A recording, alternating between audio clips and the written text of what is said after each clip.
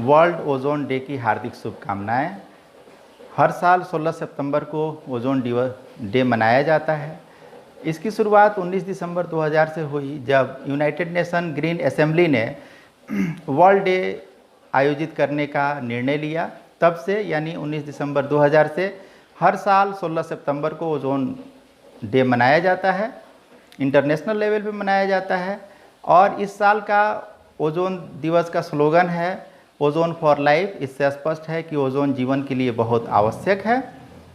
आज हम जानने का प्रयास करते हैं कि ओजोन लेयर है क्या और इसकी उपयोगिता क्या है, इसके नहीं होने का दुष्प्रभाव क्या होगा और ओजोन लेयर को बचाने में हमारी भूमिका क्या हो सकती है। तो जैसा कि हम जानते हैं कि 19 दिसंबर 1987 को कनाडा के शहर मॉन्ट्रियल में विश्व के सभी देशों के प्रतिनिधि इकट्ठा हुए और उन्होंने एक एग्रीमेंट को साइन किया। इसे मॉन्ट्रियल प्रोटोकॉल के नाम से जाना गया। ये 1 जनवरी 1989 से लागू हुआ और इसका लक्ष्य था क्लोरोफ्लोरोकार्बन CFC के उत्पादन और उपयोग को 1980 के स्तर तक लाना, क्योंकि वैज्ञानिकों के अनुसार 1980 में जो CFC का ओजोन लेयर का लेवल था वह हमारे लिए स्वीकार्य था, जीवन के लिए वो स्थिति अच्छी थी। और उसके बाद जो ओजोन लेयर का क्षरण होते गया वह जीवन के लिए भी घातक होने लगा। तो अब हम जानने की कोशिश करते हैं कि ओजोन लेयर है क्या।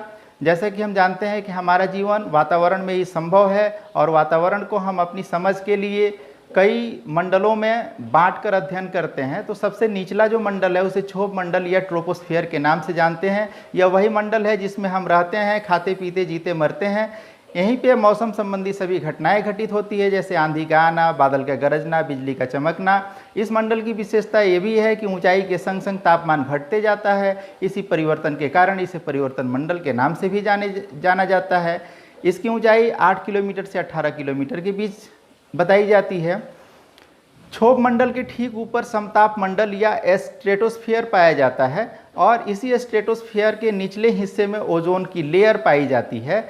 ओजोन द्वारा सौर विकिरण का अवशोषण इसी मंडल में किया जाता है। हम जानते हैं कि सोलर रेज जो आती हैं इस धरती पे, अगर वो अल्ट्रावायलेट रेज डायरेक्ट इस धरती पे आए तो हमारे लिए बहुत खतरनाक हो सकती है। उन खतरों पे थोड़ी देर में हम चर्चा करेंगे। पहले समताप मंडल के बारे में थोड़ी जानकारी ले लेते हैं।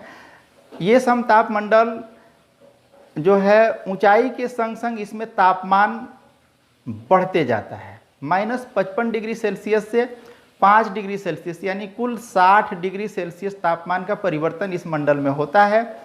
इस मंडल के निचले हिस्से में न बादल होता है और न आंधी चलती है। आंधियाँ ऊर्ध्वाधर नहीं चलती हैं, इसलिए मौसम अनुकूल होता है और जेट विमान परवाज भरते हैं। और जेट विमानों की वजह से भी समताप मंडल के निचले स्तर में स्थित ओजोन लेयर को खतरा होता है।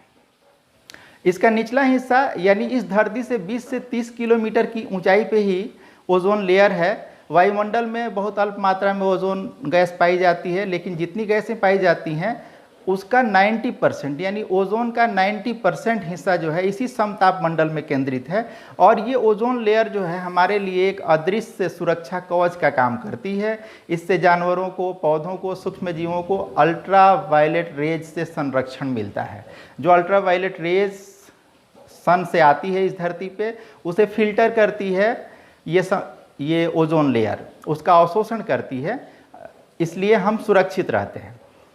इसके खतरे की बात अगर हम करें तो नेचर जियो साइंस नाम की एक पत्रिका है, उसने एक रिपोर्ट छापी थी। उस रिपोर्ट के मुताबिक आज से 25 करोड़ वर्ष पहले साइबेरिया में ज्वालामुखी का विस्फोट होता है और ये विस्फोट लगातार 10 सालों तक होते रहता है। और इस विस्फोट के कारण जो धरती के अंदर की गैसें थीं वो बाहर आती हैं और ये धरती जो है एक ग्रीन हाउस, ग्रीन चैम्बर के रूप में तब्दील हो जाती है।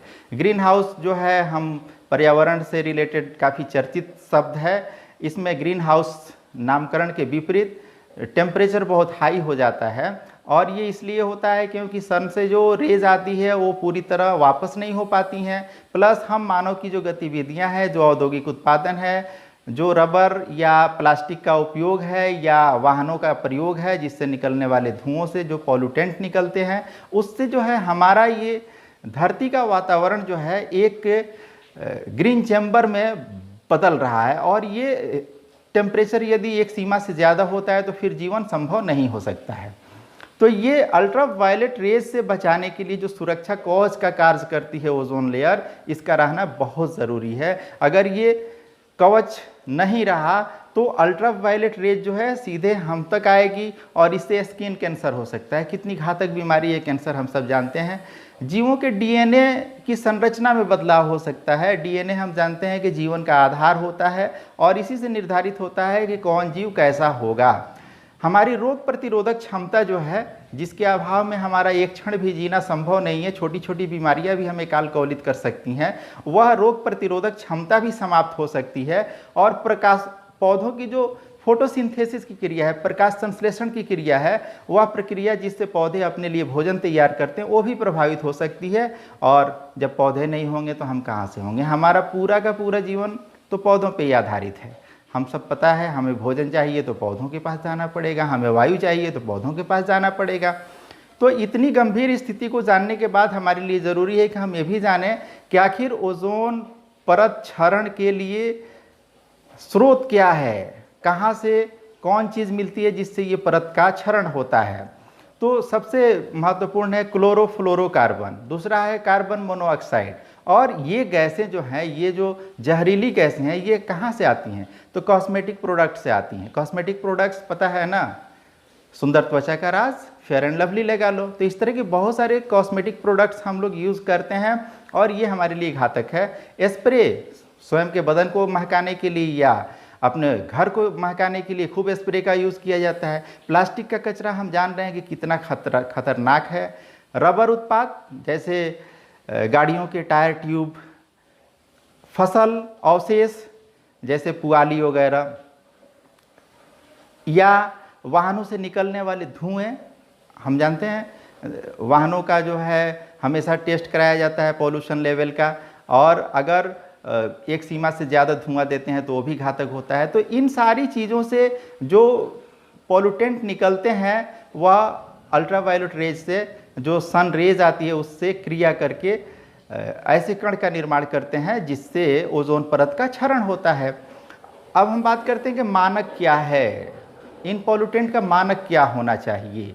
तो वैज्ञानिकों के मुताबिक 8 घंटे के औसत में ओजोन प्रदूषण की मात्रा 100 माइक्रोग्राम प्रति घन मीटर से अधिक नहीं होनी चाहिए। यदि इससे ज़्यादा होती है तो वो घातक हो सकता है।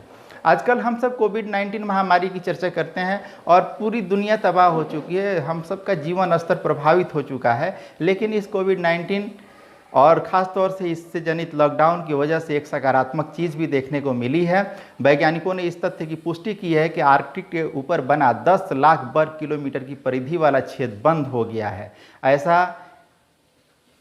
इसलिए हुआ है क्योंकि जो समताप मंडल है, जहाँ हवाई जहाज़ उड़ती है, तो वहाँ एयर ट्रैफिक लगभग 80% तक कम हो चुका है।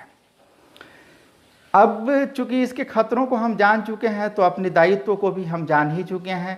हमारा दायित्व है कि औद्योगिक स्तर पे क्लोरोफ्लोरोकार्बन के उत्पादन को नियंत्रित किया जाए। Cosmetic products, spray, air conditioner, fridge, plastic, rubber और निजी वाहनों का न्यूनतम प्रयोग किया जाए। न्यूनतम का मतलब होता है कि प्रयोग नहीं भी किया जाए।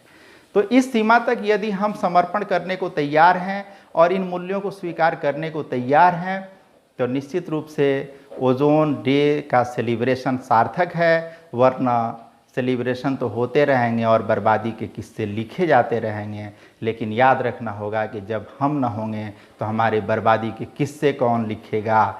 नहीं समझोगे जहाँ वाले तो मिट जाओगे, तुम्हारी दास्तां तक न होगी दास्तानों में। स्वयं को बचाने का अभियान है और इसमें निश्चित रूप से हम सबको पूर्ण